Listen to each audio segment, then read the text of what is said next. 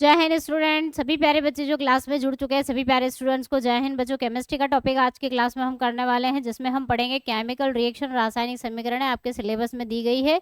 किस किस टाइप की केमिकल रिएक्शन होती है, रासायनिक समीकरण होती है, उनके प्रकार आज की क्लास में हम देखने वाले हैं और कुछ इंपॉर्टेंट क्वेश्चन यहाँ पर सॉल्व करने वाले हैं। ठीक है, चलिए तो स्टार्ट कर लेते हैं क्लास बिना किसी देरी के। ये रिएक्शन देखो, पहले तो हम छोटे छोटे क्वेश्चन स्टार्टिंग वाले आसान वाले कर लेते हैं। ये रिएक्शन आपको दी गई है, इस अभिक्रिया में बता दो कौन सी रिएक्शन का उदाहरण है। अपघटन है बेटा, ये दहन है, कंबशन है, या योगात्मक एडिशन, या फिर योगात्मक अभिक्रिया या एडिशन रिएक्शन को तुम क्या बोलते हो? कॉम्बिनेशन रिएक्शन भी बोलते हो। इसका एक और नाम है, अगर कहीं ये सुन लो तो कंफ्यूज मत हो जाना। संयोजन अभिक्रिया को ही योगात्मक अभिक्रिया कहते हैं। संयोजन अभिक्रिया है, योगात्मक अभिक्रिया है, एडिशन रिएक्शन है, कॉम्बिनेशन रिएक्शन है, या प्रतिस्थापन अभिक्रिया, डिस्प्लेसमेंट रिएक्शन है। क्या हो रहा है? तो क्या देख रहे हो? हम ये देख रहे हैं मैम कि ये आयरन अकेला था। आयरन ने क्या करा? कॉपर को हटा दिया। कॉपर को हटाया, लात मार दी, हट गया और इसकी जगह पे आके ये बैठ गया। तो क्या कहोगे? और एक ही बार हटाया है, एक ही बार हटाया है तो क्या होगा? डिस्प्लेसमेंट होगा। तो डिस्प्लेसमेंट रिएक्शन है। अब देखो, क्या ये पॉसिबल हुई? रिएक्शन कैसे हुई? बाय चांस ये क्वेश्चन तुमसे ऐसे पूछ सकते हैं कि बता दो कि जो तुम्हारा FeCuSO4 है, इसकी जब तुम अभिक्रिया करोगे तो या तो प्रोडक्ट क्या बनेगा, उत्पाद क्या बनेगा। ऐसा पूछ सकते हैं कि प्रोडक्ट बना दो, क्या बता दो क्या बनेगा, उत्पाद बता दो क्या बनेगा। या ऐसा पूछ सकते हैं कि क्या ये रिएक्शन पॉसिबल है, क्या ये अभिक्रिया पॉसिबल है, क्या रिएक्शन पॉसिबल है। ऐसा क्वेश्चन पूछ सकते हैं। यहाँ से घुमाने को पूछे तो ऐसे पूछे जाते हैं घुमा के क्वेश्चन। क्या अभिक्रिया संभव है, क्या अभिक्रिया संभव है या नहीं है? तो बेटा इसके लिए याद होनी चाहिए रिएक्टिविटी सीरीज। देखो, आयरन और कॉपर देखते हैं हम रिएक्टिविटी सीरीज में कहाँ है। तो बेटा तुम्हारा आयरन यहाँ है, आयरन यहाँ है, और कॉपर कहाँ है? इतना नीचे है। तो आयरन ऊपर है, ऊपर वाला अपने नीचे वाले से ज्यादा रिएक्टिव होता है, पावरफुल होता है। तो आयरन हटा देगा कॉपर को। जी हाँ मैम, हटा देगा। पॉसिबल है ना? क्यों पॉसिबल है? क्योंकि रिएक्टिविटी सीरीज में हमने ये पढ़ा है मैडम कि कॉपर के ऊपर रहता है आयरन। तो ये रिएक्शन पॉसिबल है। अगर मैं इसका उल्टा पूछ लेती आपसे, अगर मैं पूछ लेती कि कॉपर है प्लस FeSO4 है, तो क्या ये रिएक्शन पॉसिबल है?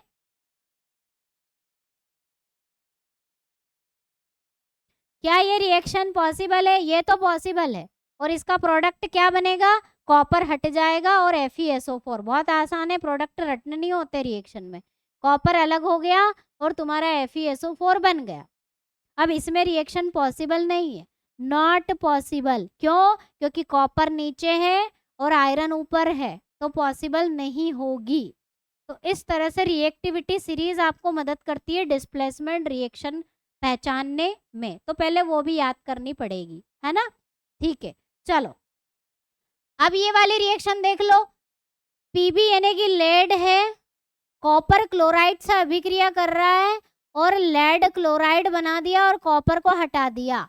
तो कौन सी रिएक्शन है ये? किस टाइप की रिएक्शन है? क्या ये कॉम्बिनेशन है? अगर ये कॉम्बिनेशन होती मैडम तो 2 इनपुट और 1 आउटपुट होता। तो ये रिएक्शन देख के हमको क्या पता चल रहा है? नहीं है।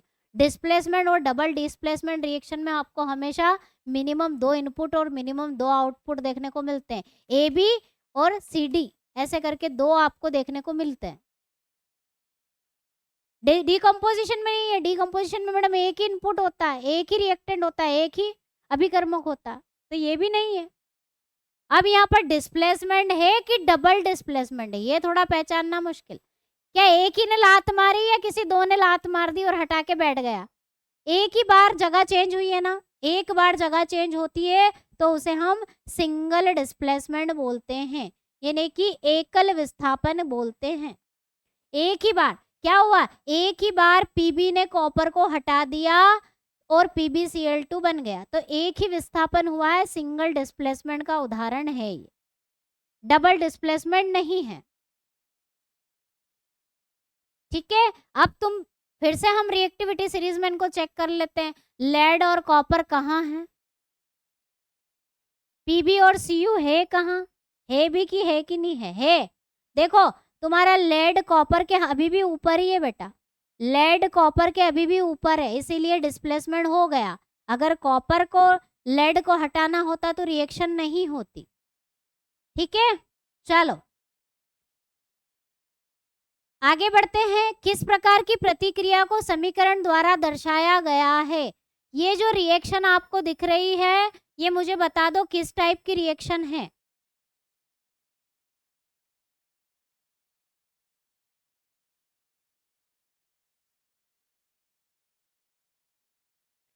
कौन सी रिएक्शन है ये? संयोजन नहीं हो सकती, पैटर्न नहीं फॉलो कर रही है, डीकंपोजिशन भी नहीं है। देख के पता चल रहा, रिएक्शन देख के बता सकते हो कॉम्बिनेशन डीकंपोजिशन है कि नहीं है, डिस्प्लेसमेंट है कि रेडॉक्स है।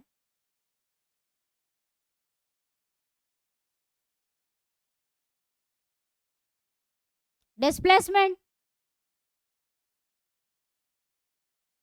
विस्थापन अभिक्रिया क्या रेडॉक्स है? रेडॉक्स रिएक्शन हो सकती है क्या? Zinc 0, copper 0, copper sulphate, sulphate की क्या ऑक्सीकरण अवस्था कितनी होती है? -2, कॉपर की +2 है। यहाँ पर जिंक की कितनी हो गई? जिंक की -2 +2।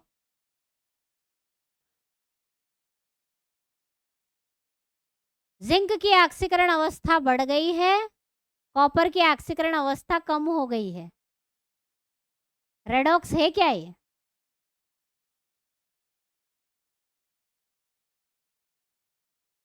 एक ही ऑप्शन चूज करना है तो हम ऑब्वियसली डिस्प्लेसमेंट रिएक्शन चूज करेंगे।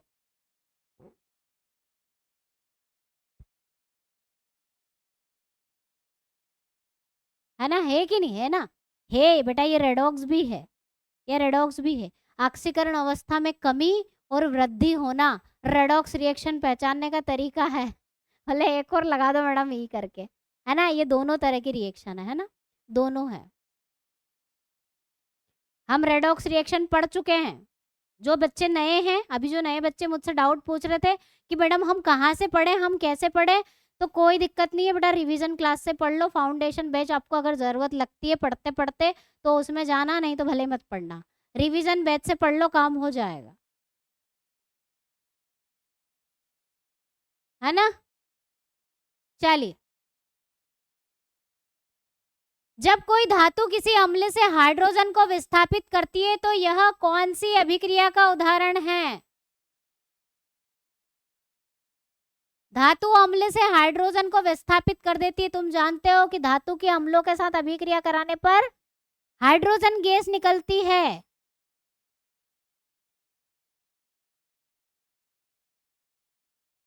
क्या इसे न्यूट्रलाइजेशन रिएक्शन बोलोगे? क्या इसे कॉम्बिनेशन? अब मैंने धातु ले ली,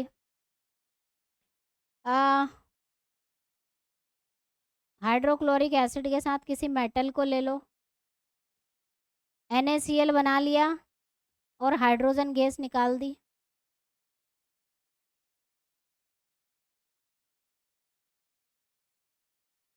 तो क्या ये न्यूट्रलाइजेशन की अभिक्रिया है? नहीं, न्यूट्रलाइजेशन की अभिक्रिया उसको बोलते हैं, उदासीनीकरण की अभिक्रिया वो होती है जिसमें एसिड और बेस की रिएक्शन होती है। तो क्या बनता है? लवण बनता है और पानी बनता है और ऊष्मा निकलती है और हीट निकलती है।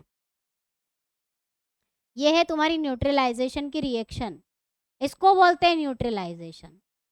अम्ल की अभिक्रिया क्षार से कराते हैं तो बेटा लवण बनता है, पानी बनता है और ऊष्मा निकलती है। ये है न्यूट्रलाइजेशन। क्या ये न्यूट्रलाइजेशन की रिएक्शन दिख रही है? इसमें कहाँ एसिड है, कहाँ बेस है? एसिड तो है ही है, यहाँ पर सोडियम की बात हो रही है। धातु की अभिक्रिया अम्लों से कराने पर पढ़ चुके हैं रिएक्शन हम मेटल में।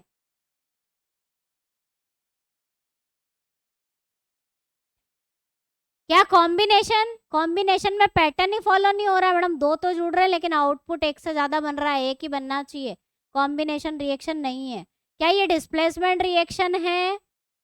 या प्रिसिपिटेशन रिएक्शन है। प्रिसिपिटेशन रिएक्शन उस रिएक्शन को बोलते हैं जो डबल डिस्प्लेसमेंट करवाती है ना। प्रिसिपिटेशन रिएक्शन कौन सी होती है? डबल डिस्प्लेसमेंट वाली, याद रखना। डबल डिस्प्लेसमेंट यानी कि द्विविस्थापन जब होता है ना तब प्रिसिपिटेट बनता है। द्विविस्थापन डबल डिस्प्लेसमेंट वाली रिएक्शन में अवक्षेप बनता है। अगर आपसे पूछे अवक्षेप, तो अवक्षेप किस में बनता है? डबल डिस्प्लेसमेंट में बनता है, वो हम आगे देखेंगे। तो कौन सी रिएक्शन है ये? डिस्प्लेसमेंट रिएक्शन है, विस्थापन अभिक्रिया है। हाइड्रोक्लोरिक एसिड था, सोडियम जाके बैठ गया, हाइड्रोजन को हटा दी, डिस्प्लेस कर दी। डिस्प्लेसमेंट रिएक्शन का उदाहरण है। कहो समझ में आया कि नहीं आया? रिएक्शन समझ में आ रही है? सिर के ऊपर से जा रही है कुछ बच्चों को छोड़ के।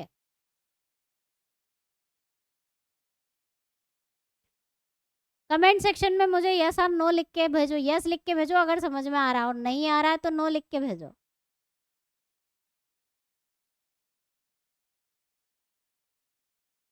इसका रिकॉर्डिंग बेटा आप अगर टेक्निकल वाले बच्चे हो तो टेक्निकल की केमिस्ट्री की क्लास में देखना, और अगर नर्सिंग असिस्टेंट वाले स्टूडेंट हो तो रिवीजन बैच में मिलेगा बेटा। रिवीजन बैच में सब मिलेगा, इसकी पीडीएफ भी मिल जाएगी और ये रिकॉर्डेड क्लास भी आपको उसी में मिलेगी, है ना।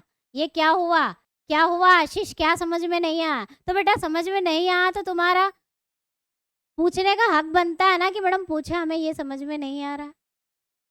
वही तो मैं जानना चाहती हूँ कि क्या समझ में नहीं आ रहा है। कितनी आसान आसान चीजें सम चल रही हैं। संयोजन कैसे हो रहा है तो पैटर्न देख लो। ए और बी सी बना रहे हैं तो संयोजन हो रहा है। डीकम्पोजिशन में ए से मिलकर आपका बी और डी बन रहा है तो वो आपका डीकम्पोजिशन होगा। डिस्प्लेसमेंट रिएक्शन में रिएक्टिविटी सीरीज याद करना। बाकी मैं जहाँ जहाँ डिस्प्लेसमेंट हो रहा है वहाँ बता भी तो रही हूँ कि कैसे हटाएगी मेटल। अब देखो डिस्प्लेसमेंट में क्या होता है, सिंगल डिस्प्लेसमेंट में क्या होता है। अब देखो सोडियम ने क्या करा, हाइड्रोजन हटा दी बेटा और क्लोरीन के साथ जाके बैठ गया, तो डिस्प्लेसमेंट बोलेंगे कि नहीं इसको, है ना। इसको बोलते हैं विस्थापन। ठीक है, चलो डबल डिस्प्लेसमेंट की बात कर लेते हैं, द्विविस्थापन अभिक्रिया की बात कर लेते हैं। इसमें भी दो दो दिखेंगे, दो इनपुट और दो आउटपुट कम से कम देखने को मिलेंगे। ऐसी अभिक्रिया जिसमें आयनों का परिवर्तन होता है उसे हम डबल डिस्प्लेसमेंट रिएक्शन बोलते हैं। आयन अगर पूछ ले कि आयनों का एक्सचेंज किस में होता है तो डबल डिस्प्लेसमेंट रिएक्शन में होता है। कैसे, देखो ये इसके साथ जुड़ जाएगा और ये इसके साथ जुड़ जाएगा। ए सी को डिस्प्लेस करा, डी के साथ जाके बैठ गया, और बी सी के साथ जुड़ गया।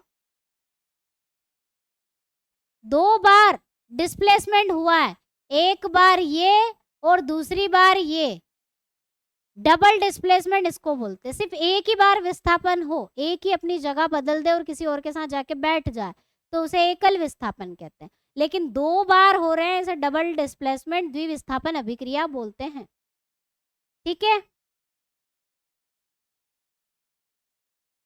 और हमेशा ध्यान रखना डबल डिस्प्लेसमेंट रिएक्शन में आयनों का एक्सचेंज इसमें होता है। डबल डिस्प्लेसमेंट रिएक्शन में आयनों का एक्सचेंज होता है। आयन यानी कि प्लस के साथ माइनस और माइनस के साथ प्लस जाके बैठते हैं। प्लस का कॉम्बिनेशन माइनस के साथ और माइनस का प्लस के साथ होता है। एनायन कैटायन के जोड़े बनते हैं।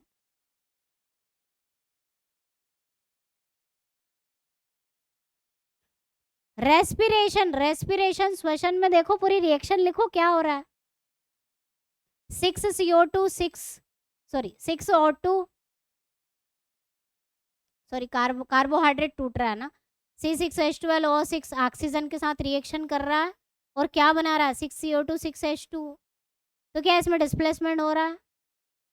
इसमें तो डीकम्पोजिशन हो रहा है, टूट रहे हैं। डबल डिस्प्लेसमेंट कहाँ हो रहा है, रिएक्शन लिख के देखो।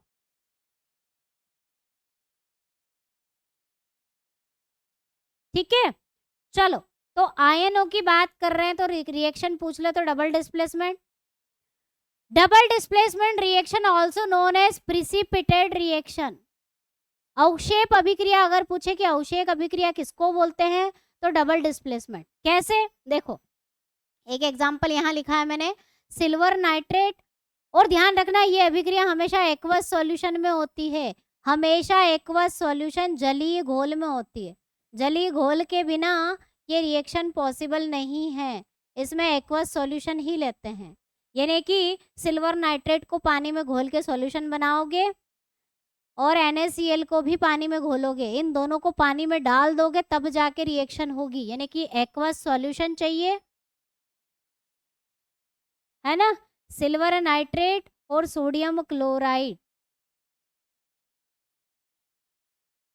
तो सोडियम क्लोराइड ने सिल्वर को डिस्प्लेस कर दिया और सोडियम नाइट्रेट बना लिया, और बचे हुए क्लोरीन के साथ आपका सिल्वर जुड़ गया AgCl। ठीक है, तो इनमें से प्रिसिपिटेट रिएक्शन क्यों बोलते हैं? मैं वही देख रही थी, मैंने रिएक्शन गलत तो नहीं है। प्रिसिपिटेट रिएक्शन क्यों बोलते हैं? क्योंकि बेटा इसमें जो लवण बनता है ना, एक लवण ऐसा बनता है, अब ये भी लवण है ये भी लवण है, एक लवण ऐसा बनेगा जो पानी में घुलता नहीं है। पानी में जो घुलता नहीं है उसको आप बाद में अलग कर सकते हो, उसे बोलते हैं अवक्षेप। अवक्षेप क्या होते हैं? ऐसा लवण जो पानी में घुले ना, नॉन सॉल्युबल इन वाटर, उस सॉल्ट को हम बोलते हैं प्रिसिपिटेट, अवक्षेप बनना। तो यहाँ पर अवक्षेप बनता है, तो इसीलिए इसको अवक्षेप रिएक्शन, प्रिसिपिटेट रिएक्शन भी बोलते हैं। इतनी चीजें आपको डबल डिस्प्लेसमेंट में याद रखना है। क्या क्या? पहला पॉइंट क्या, आयनों का आदान प्रदान होता है। दूसरा पॉइंट, एक्वस सॉल्यूशन में होती है, यानी कि जली घोल में होती है। ठीक है, और तीसरा क्या, तीसरा आपका प्रिसिपिटेट बनता है, अवक्षेप बनता है। 3 पॉइंट आपको डबल डिस्प्लेसमेंट में याद रखने हैं। एक दोहरी अपघटन अभिक्रिया के दौरान अभिकारकों के बीच में क्या आदान प्रदान किया जाता है? आंसर करिएगा। इलेक्ट्रॉनों का आदान प्रदान होता है, आयनों का होता है, एटम्स का होता है, मॉलिक्यूल का होता है। आसान है, सभी का आंसर आ गया। आयनों का आदान प्रदान होता है, पूछ लिया जाता है कभी कभी एग्जाम में, तो क्वेश्चन कुछ भी पूछ सकते हैं। बी लॉक कर दिया बिल्कुल बेटा। चलो, नीचे दी गई अभिक्रिया किसका उदाहरण है बता दो। अब तो रिएक्शन पहचान लोगे ना, कोई दिक्कत नहीं होनी चाहिए। संयोजन, विघटन, single displacement, electric decomposition, photo decomposition, कितनी सारी रिएक्शन सब पहचान लोगे। Exothermic, endothermic. क्या हुआ? BaCl2 यानी कि बेरिलियम क्लोराइड में से बेरिलियम कहाँ जाके बैठ गया? यहाँ जाके बैठ गया मैडम, एक डिस्प्लेसमेंट हो गया। ठीक है, उसके बाद आपका जो SO4 है, सॉरी आपका जो सोडियम है, वो किसके साथ जाके बैठा है? यहाँ पर जाके बैठ गया है। 2 बार डिस्प्लेसमेंट हुआ, 2 बार जगह चेंज हुई, डबल डिस्प्लेसमेंट है। क्या है? डबल डिस्प्लेसमेंट है, ध्यान रखिएगा। डबल डिस्प्लेसमेंट रिएक्शन ऐसे पहचानते हैं अभिक्रियाओं को। सभी के पैटर्न अगर आप चाहें तो एक बार और यहाँ पर रिकॉल कर ले। ये देखो, ये क्या है? संयोजन अभिक्रिया है, संयोजन। ये क्या है? डिकम्पोजिशन, विघटन है। ये क्या है? सिंगल डिस्प्लेसमेंट, एकल विस्थापन।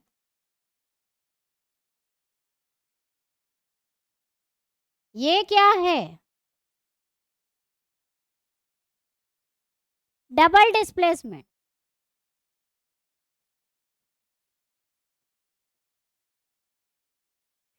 द्विविस्थापन। तो ये पैटर्न है बेटा, ऐसे पहचानते हैं रिएक्शंस को। ठीक है, चलिए अब कोई दिक्कत नहीं होनी चाहिए रिएक्शन पहचानने में। कॉपर सल्फेट और जिंक सल्फेट, सल्फेट के साथ रिएक्शन, क्या ये कैसे हो सकता है? और देख लो कॉपर और जिंक को, किधर है ये कॉपर और जिंक? उसमें रिएक्टिविटी सीरीज में देखो किधर है जो आप रिएक्शन पूछ रहे हो। एक मिनट। हाँ,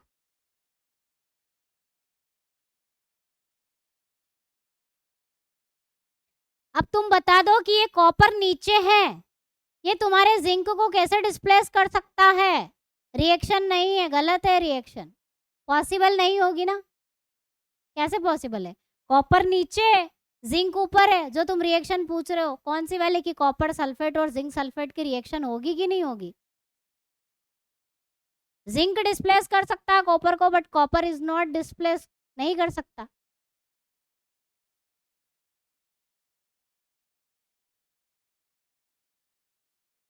देखो बेटा, मैं रीअटेम्प वाला इसलिए नहीं मन कर सकती क्योंकि देखो, आप अपनी ईमानदारी अपने साथ रखो कि मैंने पहली बार टेस्ट दिया तो मुझे कितना नंबर आया। आप, कोई बच्चा चाहता है उस टेस्ट को बार बार देना, ज़रूरी थोड़ी कि एक बार टेस्ट दे दिया तो ख़त्म, एग्ज़ाम तक उसको उस टेस्ट को लगाना है। मान लो वो चाहता है बार बार लगाना, तो ऐसा मैं नहीं कर सकती ना कि बार बार रीअटेम्प वाले ऑप्शन में बंद करवा दूँ, क्योंकि बच्चे प्रैक्टिस करना चाहते हैं, और टेस्ट देना चाहते हैं। वो चाहते हैं कि हमने पूरा पढ़ लिया, हम एक बार और टेस्ट लगाएं, है ना। या हो सकता है कि मैं लिमिटेड कर दूं कि लिमिटेड टाइम टेस्ट लगा लो, तो वो तुम्हारे फायदे के लिए ही मैंने अनलिमिटेड रखा हुआ है, ताकि तुम कितनी भी बार टेस्ट लगा सको। वो तुम्हारी ईमानदारी तुम्हारे साथ रखो, है ना। एक बार में क्या है कि बच्चे बार बार जो लगाना चाहते हैं वो नहीं लगा सकते। तुम तो बस ये देखा करो, अगर तुम्हें एक्चुअल काउंट करना है कि जिस दिन मैंने टेस्ट दिया, जिस दिन मैंने आप लोगों को टेस्ट दिया सॉल्व करने के लिए और उसको मैंने सॉल्व करवाया, उससे पहले जितने बच्चों ने टेस्ट लगा लिया उससे अपना कंपैरिजन कर लेना कि कितना हो रहा है, उस हिसाब से आप अपनी काउंटिंग करा करो। वो बच्चों को प्रैक्टिस करने के लिए रीअटेम्प दिया बेटा, वो बार बार टेस्ट लगा लगा के देखना चाहते हैं कि क्या आंसर आएगा, क्या आंसर आएगा। नुकसान हो जाता ना, बार बार टेस्ट लगानी पड़ती, क्योंकि मैंने पीडीएफ थोड़ी ना दिया आप लोगों को। चलो आगे बढ़ते हैं। अगला प्रश्न, किस रासायनिक अभिक्रिया में भिन्न यौगिक बनाने के लिए दो यौगिकों के बीच में बॉन्ड या आयनों का विनिमय होता है? कर चुके हैं क्वेश्चन हम।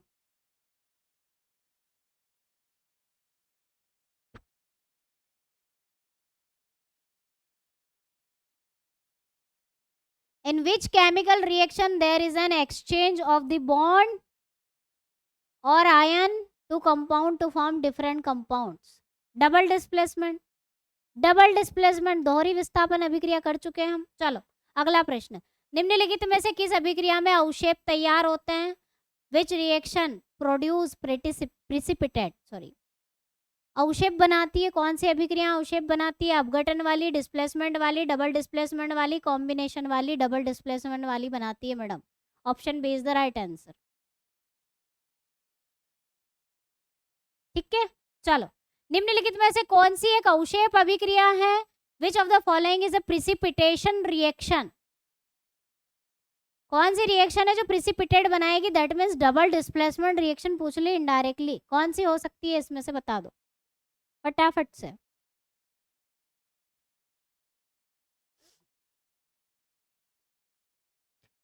सोडियम सल्फेट का बेरिलियम क्लोराइड से रिएक्शन, NaSO4 का BaCl2 के साथ रिएक्शन करने पर बेरिलियम सल्फेट बन रहा है और मैडम सोडियम क्लोराइड बन रहा है। क्या ये डबल डिस्प्लेसमेंट प्रिसिपिटेट रिएक्शन है? हाँ मैम है। दूसरी देख लेते हैं, लेड Pb को आप कॉपर क्लोराइड के साथ रिएक्शन कराते हो तो PbCl2 बन रहा है और कॉपर अलग हो रहा है, तो ये तो सिंगल डिस्प्लेसमेंट है मैम, ये तो सिंगल वाली है, एकल विस्थापन है, तो एक ही बार डिस्प्लेसमेंट हुआ है, सिंगल है, ये नहीं होगी। मीथेन और ऑक्सीजन की रिएक्शन जब हम कराते हैं, मीथेन की रिएक्शन ऑक्सीजन के साथ कराते हैं तो कार्बन डाइऑक्साइड और पानी बन रहा है मान लो, तो ये तो दहन हो गया, बर्निंग हो गई, है ना। ये तो बर्निंग हो गई, बर्निंग वाली रिएक्शन हो गई, दहन हो गया, कंबशन हो गया। कैल्शियम कार्बोनेट और कैल्शियम हाइड्रोक्साइड की रिएक्शन कराते हैं, कैल्शियम कार्बोनेट और कैल्शियम हाइड्रोक्साइड की अभिक्रिया करवाते हैं तो कैल्शियम ऑक्साइड बनता है और कार्बन डाइऑक्साइड गैस निकलती है। तो क्या ये डबल डिस्प्लेसमेंट हो रहा है क्या? नहीं। डबल डिस्प्लेसमेंट में पूरा का पूरा एक उसके साथ जुड़ेगा और पूरा का पूरा एक पार्ट उसके साथ जुड़ेगा, ऐसे आधे अधूरे नहीं जुड़ते हैं, है ना? तो राइट आंसर होगा ऑप्शन ए। बी वाली तो सिंगल डिस्प्लेसमेंट है। डिस्प्लेसमेंट मत लिखा करो, सिंगल लिखा करो, क्योंकि डबल भी होता है और सिंगल भी होता है। चलो, सोडियम सल्फेट और बेरियम क्लोराइड विलयन की अभिक्रिया अभी हाल ही करा, फटाफट से इसको टिक करो, आगे बढ़ो। सोडियम सल्फेट, अच्छा ये सोडियम सल्फेट, हाँ सोडियम सल्फेट अभी तो करा हमने। बेरिलियम क्लोराइड अभी तो इसकी रिएक्शन हमने करी थी फटाफट। इस तरह से क्वेश्चन पूछ सकते हैं, क्योंकि यहाँ पर आउटपुट नहीं दिया है तुमको, यहाँ पर आउटपुट नहीं दिया है, रिएक्शन आप कर चुके हो, लेकिन आउटपुट आपको बनाना पड़ेगा। कभी कभी आउटपुट, चलो मान लो इस रिएक्शन में मैंने प्रोडक्ट पूछा है कि प्रोडक्ट क्या बनेगा, ऐसा क्वेश्चन बन सकता है। तो प्रोडक्ट रिएक्शन की आपको पहचाननी होगी, किस टाइप की रिएक्शन है, उस हिसाब से प्रोडक्ट बनते हैं। कि धातु अधातु की रिएक्शन तुम अम्लों के साथ करवा रहे हो, है ना, या पानी के साथ करा रहे हो, या ऑक्सीजन के साथ करा रहे हो, या सिंगल डिस्प्लेसमेंट हो रहा है, डबल डिस्प्लेसमेंट हो रहा है, ऐसे रिएक्शन आपको पहचान के आउटपुट भी बना सकते हो। तो इसमें आउटपुट नहीं दिया है, प्रोडक्ट नहीं दिया है, तो क्या होगा, सोडियम बेरिलियम को डिस्प्लेस कर देगा और NaCl बना लेगा और बेरिलियम सल्फेट बनेगा। ये आपका आउटपुट, आउटपुट बनाना भी आपको सीख जाओ, कोई बड़ी बात नहीं है।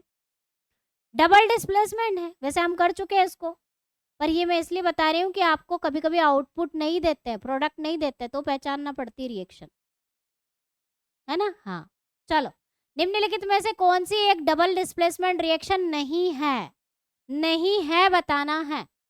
अच्छा क्वेश्चन है ये। कौन सा नहीं है? देखो क्या हुआ, कॉपर ने किसको हटा दिया बेटा, कॉपर ने हाइड्रोजन को हटा दिया और इसकी जगह पे ये बैठ गया, कॉपर सल्फेट बना लिया, और ये जो हाइड्रोजन है आपका इसके साथ जुड़ गया, तो यहाँ पर डबल डिस्प्लेसमेंट हुआ है, हुआ है ना, हुआ तो है, हुआ है, 2 बार विस्थापन हुआ है। इसमें देखो ये तो बेरिलियम ने हाइड्रोजन को हटा दिया और इसकी जगह पे बेरिलियम बैठ गया, और यहाँ पे आपका जो SO4 है जुड़ गया इसके साथ, और क्लोरीन हाइड्रोजन के साथ जुड़ गया, यहाँ भी हो रहा है डबल डिस्प्लेसमेंट। और सोडियम हाइड्रोक्साइड के अम्ल के साथ अभिक्रिया कर रहे हो, सोडियम क्लोरीन के साथ जुड़ गया और हाइड्रोजन इसके साथ जुड़ गई, इसमें भी हो रहा है, इसमें भी हो रहा है। न्यूट्रलाइजेशन की रिएक्शन है ये कौन सी रिएक्शन है? इसको न्यूट्रलाइजेशन भी बोल सकते हो आप, बोल सकते हो, क्या है ही, न्यूट्रलाइजेशन यानी कि उदासीनीकरण की अभिक्रिया है, उसमें भी डिस्प्लेसमेंट हो रहा है, उदासीनीकरण की अभिक्रिया है ये, इसमें भी डिस्प्लेसमेंट हो रहा है। देखो ना, सोडियम ने हाइड्रोजन को डिस्प्लेस कर दिया, वहां जाके बैठ गया और क्लोरीन OH के साथ जुड़ गया, पानी क्लोरीन के साथ बैठ गया और हाइड्रोजन OH के साथ जुड़ के पानी बना लिया। अब बचा कौन? बी। देखो बी में पैटर्न फॉलो नहीं हो रहा, बी में देखो क्या था, MgNO2, अब Mg के साथ OH जुड़ गया, ओके, लेकिन NH के साथ H भी जुड़ा है, पूरा का पूरा जुड़ना चाहिए बेटा। देखो यहाँ पर पूरा का पूरा क्लोरीन सोडियम के साथ जुड़ा है और पूरा का पूरा OH हाइड्रोजन के साथ जुड़ा है, ऐसा नहीं आधा अधूरा जुड़ा हुआ है। तो ये क्या है, ये नहीं है डबल डिस्प्लेसमेंट, पूरा का पूरा आपका H2O Mg के साथ जुड़ता तो बात थी, यहाँ पर डबल डिस्प्लेसमेंट नहीं हो रहा। और एक और बात बता दूं, कि डबल डिस्प्लेसमेंट रिएक्शन में ध्यान रख, ये पता कर लेना कि क्या रेडॉक्स रिएक्शन हो रही है। तो अगर रेडॉक्स रिएक्शन भी हो रही है ना, तो वो भी तुम्हारी क्या होगी, रेडॉक्स रिएक्शन भी डबल डिस्प्लेसमेंट रिएक्शन होती है। अब इसको देख लो आप, द्विविस्थापन अभिक्रिया जो है ना बेटा, द्विविस्थापन अभिक्रिया अगर आप कंफ्यूज हो जाओ पहचानने में, तो रेडॉक्स ढूंढ लेना, अगर रेडॉक्स हो रही है तो समझ लेना डबल डिस्प्लेसमेंट हो रहा है, ठीक है। चलिए, तो ये नहीं है, बाकी सब है। कहाँ है ट्रिपल बॉन्ड, कहाँ रहता है? सी के बीच में ट्रिपल बॉन्ड कहाँ देखा? सी तो अकेला ही रहता है ना, कि C2 के फॉर्म में मिलता है, मॉलिक्यूल के फॉर्म में मिलता है, एटम के फॉर्म में मिलता है, कार्बन की अकेला मिलता है। C2 लिखते हो क्या तुम उसको, ऐसे लिखते हो क्या, कि ऐसे लिखते हो?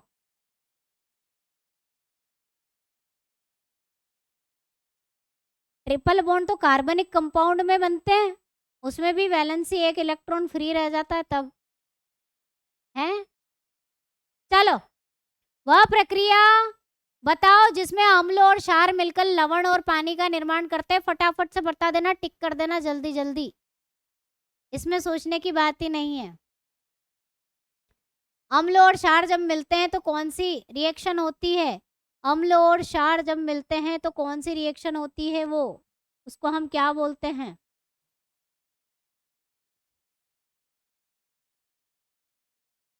न्यूट्रलाइजेशन की रिएक्शन है मैडम। औदासीनीकरण की अभिक्रिया करते हैं जिसमें पानी बनता है, लवण बनता है और ऊष्मा निकलती है। रिएक्शन याद कर लो, very important, very very important, basic. अम्ल और क्षार जब अभिक्रिया करते हैं, वैसे पढ़ चुके हैं अम्ल क्षार में हम, पर लिख लो। और एक बार और बता चुकी हूँ, लवण बनता है, पानी बनता है, पूरी रिएक्शन याद करना, आधी अधूरी नहीं, और हीट निकलती है, ऊष्मा निकलती है, ठीक है। न्यूट्रलाइजेशन बिल्कुल। चलो, ऑक्सीजन में कार्बन को जलाने पर कार्बन डाइऑक्साइड बनना कौन सी अभिक्रिया है?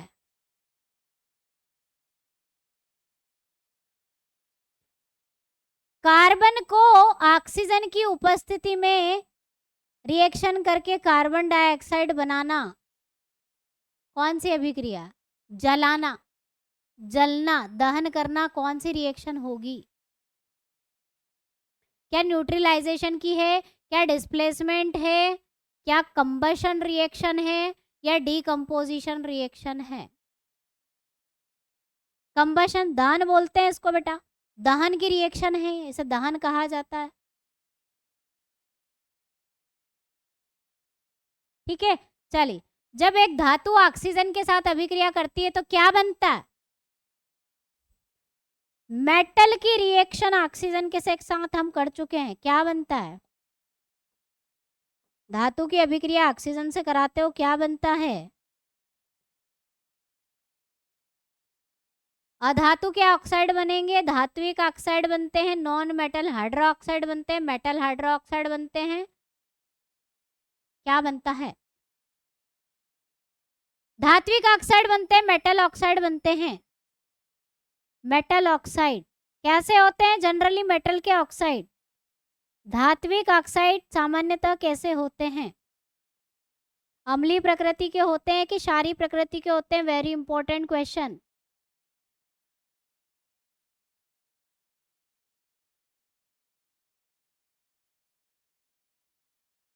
मेटल के ऑक्साइड सामान्यतः, ये मैग्नीशियम है, ऑक्सीजन के रिएक्शन करके मैग्नीशियम ऑक्साइड बनाया, तो धातुओं के ऑक्साइड सामान्यतः कैसे होते हैं? क्षारीय प्रकृति के होते हैं। Very IMP question.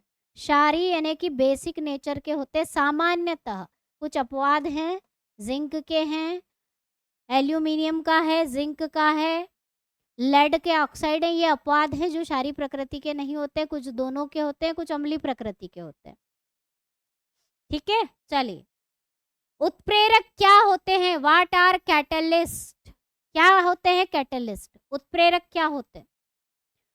अभिकारकों को मुक्त कर देते हैं, रिलीज कर देते हैं, रिएक्टेंट को फ्री कर देते हैं कि जाओ रिएक्शन कर लो। अभिक्रियाओं को तीव्र कर देते हैं, अभिक्रियाओं को निष्क्रिय कर देते हैं, डीएक्टिव कर देते हैं, या अभिक्रियाओं को उत्क्रमणीय रिवर्सिबल कर देते हैं।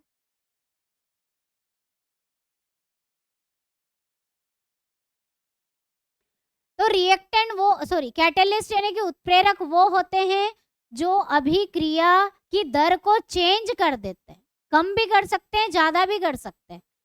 उत्प्रेरक वे पदार्थ होते हैं जो क्या करते हैं? अभिक्रिया की गति को परिवर्तित कर सकते हैं, कम को ज्यादा, ज्यादा को कम कर सकते हैं, परिवर्तित कर सकते हैं, चेंज कर सकते हैं रेट ऑफ रिएक्शन, अभिक्रिया की दर समझ लो, गति समझ लो, दर समझ लो। कम भी कर सकते हैं, कुछ कम करते हैं, कुछ ज्यादा करते हैं, ध्यान रखिएगा। क्या करते हैं? Which change rate of reaction, गति बढ़ा भी सकते हैं बेटा, ध्यान रखना, और गति को कम भी कर सकते हैं। कुछ कैटलिस्ट बढ़ाते हैं, कुछ उत्प्रेरक बढ़ा देते हैं, उन्हें हम पॉजिटिव कैटलिस्ट बोलते हैं, और कुछ कम कर देते हैं, उन्हें हम नेगेटिव कैटलिस्ट बोलते हैं, ऋणात्मक उत्प्रेरक बोलते हैं।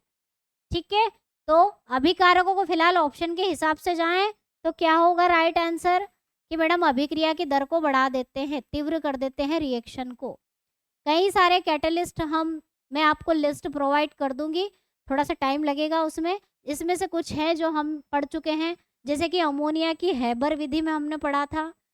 अमोनिया की हैबर विधि में जो कैटलिस्ट है, कुछ इंपॉर्टेंट वाले लिस्ट तैयार कर दूंगी आप लोगों के लिए।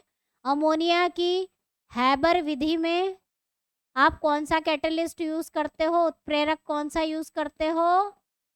आयरन यूज करते हो,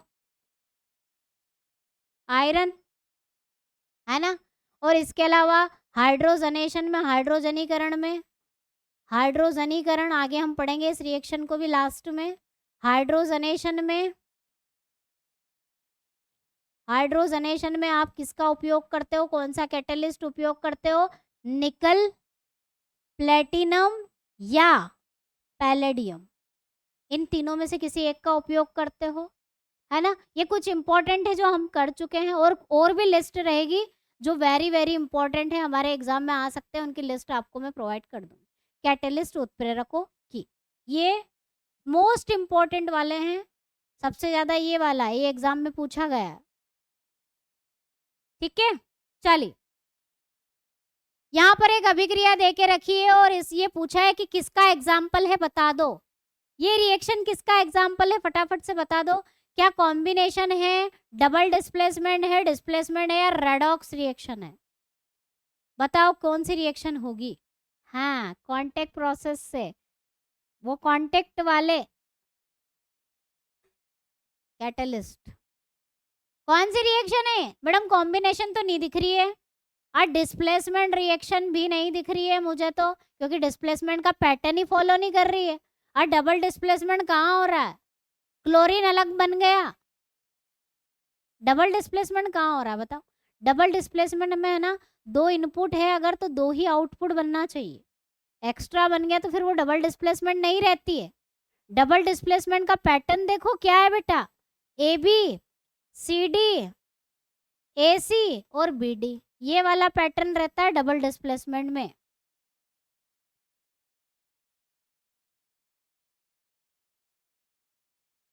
नहीं है, सिंगल वाली भी नहीं है, ये रेडॉक्स है, रेडॉक्स। ऑक्सीडेशन स्टेट चेक कर लो, सबकी रेडॉक्स है, रेडॉक्स रिएक्शन है, कुछ नहीं है तो रेडॉक्स है। कैसे में हुआ madam redox? Displacement reaction. Displacement reaction में तीन आउटपुट कहाँ बनते हैं? डिस्प्लेसमेंट तो ऐसी होती है, A B plus C, A C plus B. बताओ, ये सिंगल डिस्प्लेसमेंट है तुम्हारी, ये डबल वाली है और ये सिंगल वाली है। ये रेडॉक्स रिएक्शन है भाई, रेडॉक्स रिएक्शन। ऑक्सीकरण अवस्था चेक कर लो, -2 होती है सामान्यतः ऑक्सीजन की, मैग्नीज की निकाल लो कितनी आएगी, यहाँ से -2 से 4 आएगी, प्लस की 4 आएगी। इधर चेक कर लो, क्लोरीन की कितनी होती है सामान्यतः? -1 होती है, यहाँ पर +2 आ रही है मैग्नीज की। ठीक है, यहाँ पर क्लोरीन की -1, हाइड्रोजन की +1, यहाँ पर ऑक्सीजन की -2, हाइड्रोजन की +1 और क्लोरीन की 0। क्या हो रहा है? ऑक्सीकरण अवस्था में कमी होना क्या कहलाता है? रिडक्शन कहलाता है, अपचयन कहलाता है। ऑक्सीकरण अवस्था किसी की बढ़ रही है क्या? किसी की बढ़ रही है? क्लोरीन की बढ़ गई मैडम, क्लोरीन की बढ़ गई।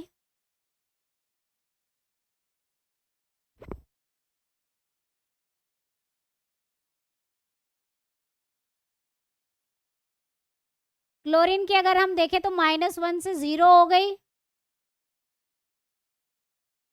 मैंगनीज की तो कम हुई तो रिडक्शन हुआ ही हुआ है। हाइड्रोजन की में कोई चेंज नहीं हुआ है, ऑक्सीजन वाली में कोई चेंज नहीं हुआ है, लेकिन क्लोरीन की कम हो गई है, कमी हुई है। कहीं बढ़ रही है क्या? कहीं बढ़ रही है? कहीं बढ़ भी रही है क्या? क्या ये रेडॉक्स हो सकती है क्या? मुझे भी डाउट हो गया अब तो। क्योंकि ये डिस्प्लेसमेंट भी नहीं है, डबल डिस्प्लेसमेंट भी नहीं है, फिर ये रेडॉक्स होनी चाहिए। यहाँ तो रिडक्शन हो रहा है।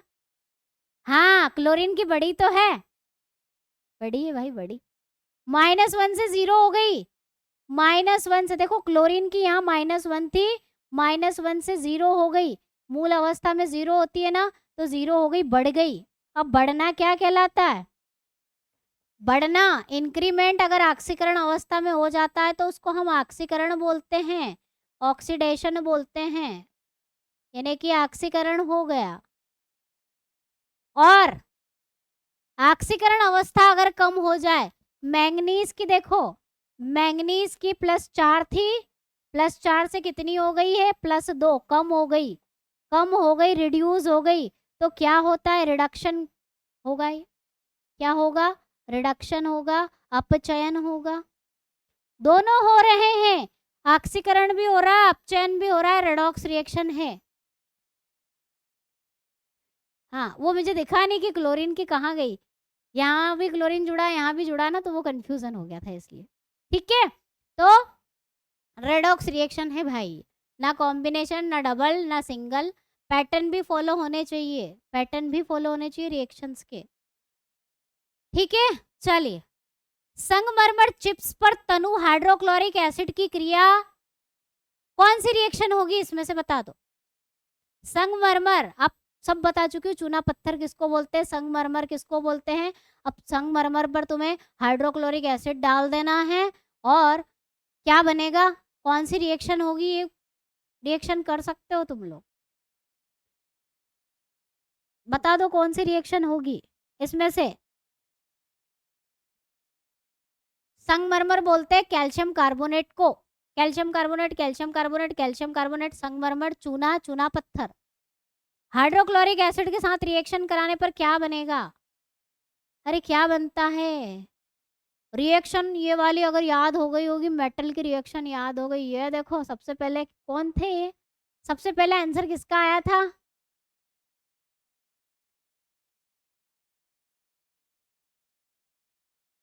सबसे पहले आंसर आया था ये लक्ष्मण सिंह। लक्ष्मण सिंह, तुमने मेटल वाली क्लास अटेंड कर ली क्या? तभी आंसर आ गया है। मेटल वाली क्लास में बताया तो था कि धातुओं के कार्बोनेट की अभिक्रिया अम्लों से कराने पर लवण बनता है, पानी बनता है, कार्बन डाइऑक्साइड गैस बनती है। याद आ रही है? याद रखो भाई रिएक्शन। धातु के कार्बोनेट या बाइकार्बोनेट, धातु के कार्बोनेट या बाइकार्बोनेट, इसकी रिएक्शन जब तुम किसके साथ, अम्ल के साथ, एसिड के साथ कराते हो, तो क्या बनता है बेटा? लवण बनता है, सॉल्ट बनता है, पानी बनता है, कार्बन डाइऑक्साइड गैस निकलती है।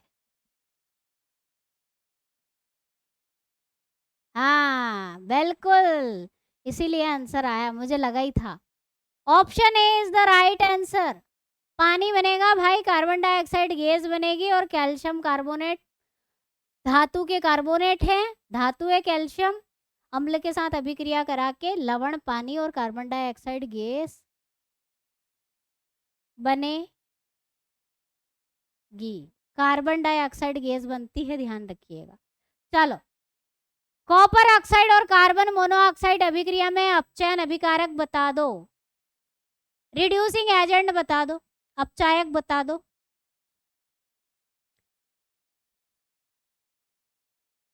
अपचायक बता दो, अपचायक।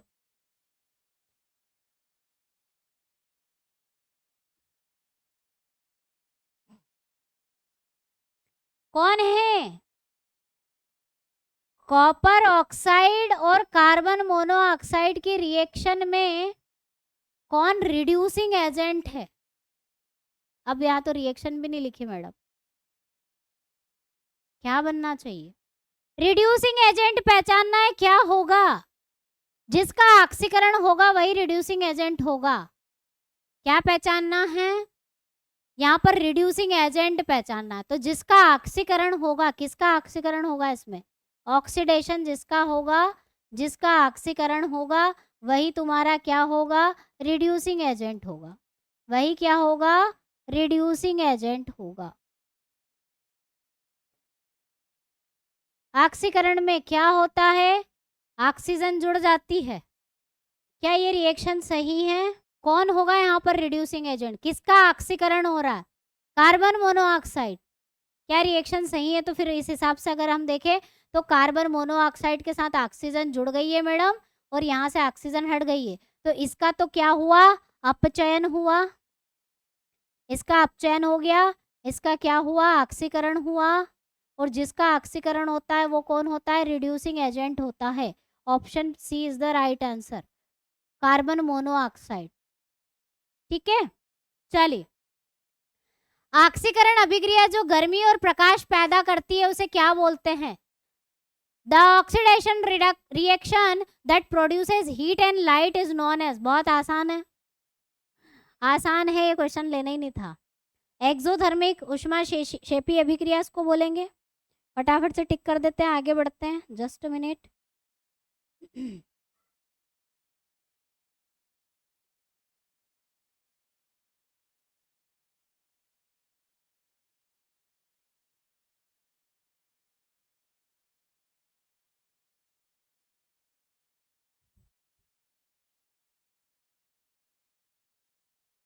चलिए अगला प्रश्न देख लेते हैं। निम्नलिखित में से कौन सा निर्धारित करता है कि रासायनिक अभिक्रिया नहीं हुई है?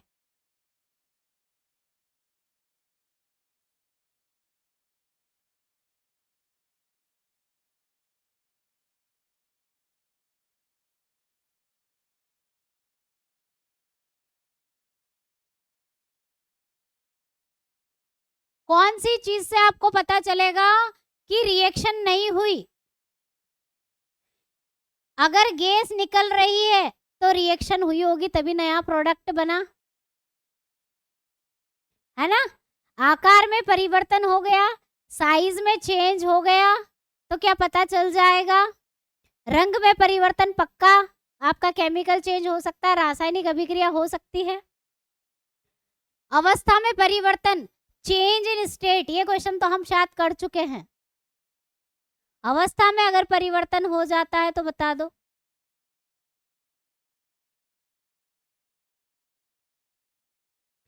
बी, ए आंसर होगा या डी होगा, इन दोनों में से बता दो।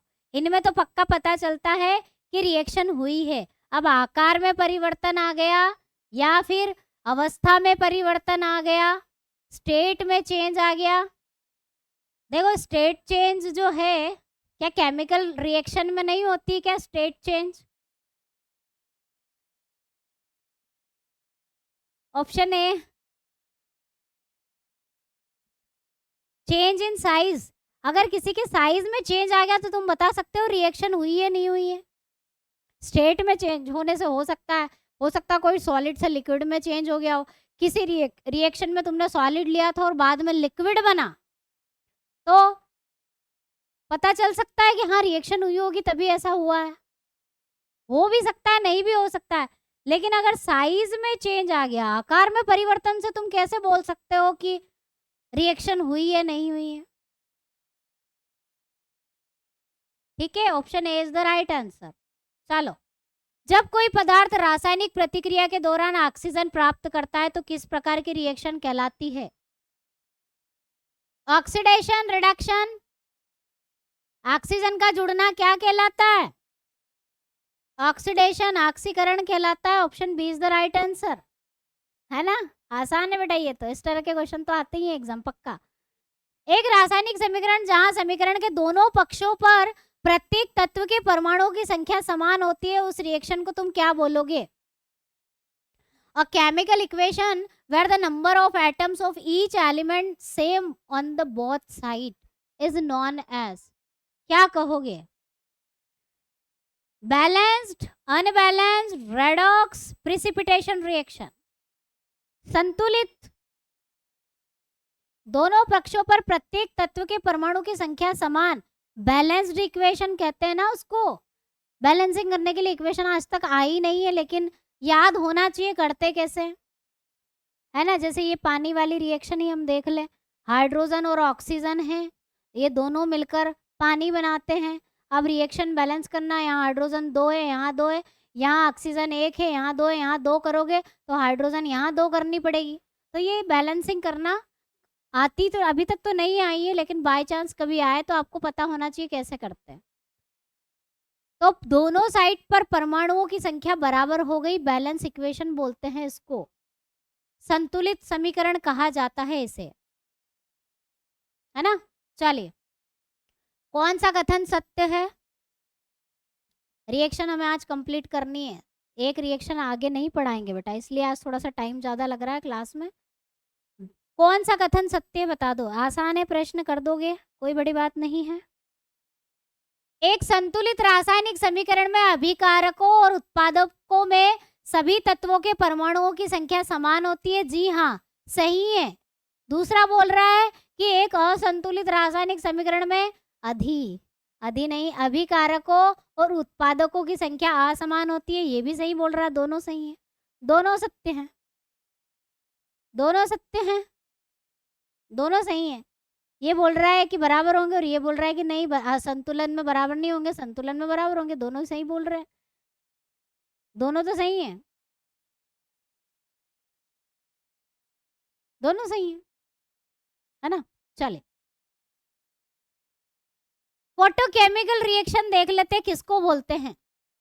प्रकाश रासायनिक अभिक्रिया, ऐसी अभिक्रियाएं जिनको कराने के लिए प्रकाश चाहिए, उन्हें हम फोटोकेमिकल रिएक्शन बोलते हैं।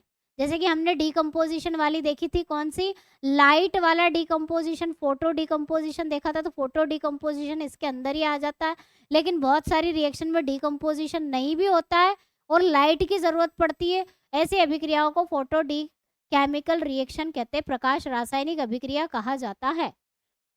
ठीक है, जिन्हें लाइट चाहिए, सनलाइट चाहिए, लाइट नहीं सनलाइट चाहिए, सूर्य का प्रकाश चाहिए करवाने के लिए। फोटोसिंथेसिस को ही देख लो, इस रिएक्शन को कराने के लिए हमें सूर्य के प्रकाश की जरूरत पड़ती है। ये रिएक्शन है हमारी क्या? प्रकाश रासायनिक अभिक्रिया, फोटोकेमिकल रिएक्शन। तो फोटोसिंथेसिस आपकी कौन सी रिएक्शन है? यहाँ पर ऑक्सीजन भी बनेगा, फोटोकेमिकल रिएक्शन। ठीक है, एक रिएक्शन और हमारी रह गई है, कई बार वैसे पढ़ चुके हैं पर उसको देख लो।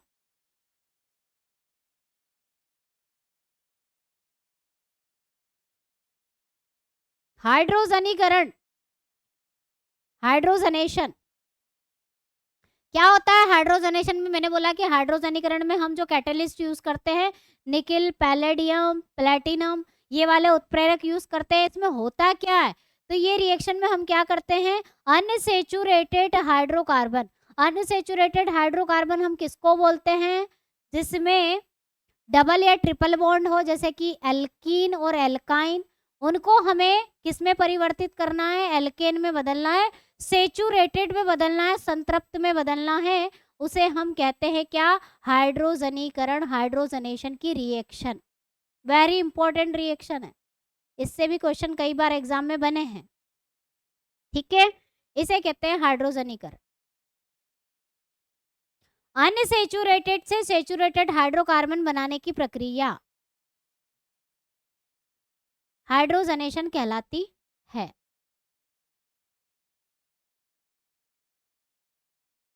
ठीक है, ये रिएक्शन हमारी लास्ट रिएक्शन थी। तो आप समझ में आ गया होगा कि रिएक्शन से क्वेश्चन कैसे बनते हैं आपके एग्जाम में। ठीक है, किसी को डाउट है तो आप पूछ सकते हैं। जो बच्चे टेस्ट सीरीज ज्वाइन करना चाहते हैं, प्रैक्टिस करना चाहते हैं इन टेस्ट सीरीजों को लगा के, क्योंकि लास्ट टाइम पे आपको एमसीक्यू सॉल्व करना है, टेस्ट सीरीज लगाना है, आकलन करना है अपना। तो अगर टेस्ट सीरीज लगाना चाहते हैं तो 99 की टेस्ट सीरीज है आपकी, जिसमें आपको 80 टेस्ट सीरीज मिलेगी। अभी हमने ऑलरेडी 60 कर चुके हैं, एग्जाम तक हम 80 कर लेंगे। और इसी टेस्ट सीरीज के साथ आपको 10, 11 ओरिजिनल पेपर, यानी कि 90 टेस्ट सीरीज मिल रही है आपको। 80 तो नर्सिंग असिस्टेंट के कंप्लीट 50 प्रश्नों के पेपर सेट मिलेंगे 99 में, और 10 एक्स्ट्रा ओरिजिनल टेस्ट पेपर जो हो चुके हैं इंपॉर्टेंट वाले जितने भी अवेलेबल हैं, वो सारे के सारे टेस्ट सीरीज के फॉर्म में आपको 10 एक्स्ट्रा, 11 हैं एक्चुअली में, 10 नहीं है, 10 तो मैंने बहुत पहले ये आपको मिलेंगे 99 में। जो बच्चे टेस्ट सीरीज ज्वाइन करना चाहते हैं, टेस्ट लगाना चाहते हैं, टेस्ट लगाने का फायदा है कि आप अपना आकलन कर सकते हैं, वो ज्वाइन कर सकते हैं। Chapter wise test series batch के साथ मिल रही है। इसके अलावा जिनको चैप्टर वाइज टेस्ट सीरीज चाहिए, जिनको एमसीक्यूज चाहिए मोस्ट इंपोर्टेंट टॉपिक वाइज, वो बैच ज्वाइन कर सकते हैं। बैच का प्राइस 299 है, ठीक है। और 299 के साथ जो आपकी 90 टेस्ट सीरीज है 80 वाली और प्लस 10 ओरिजिनल, वो भी आपको इसके साथ फ्री मिलेगी।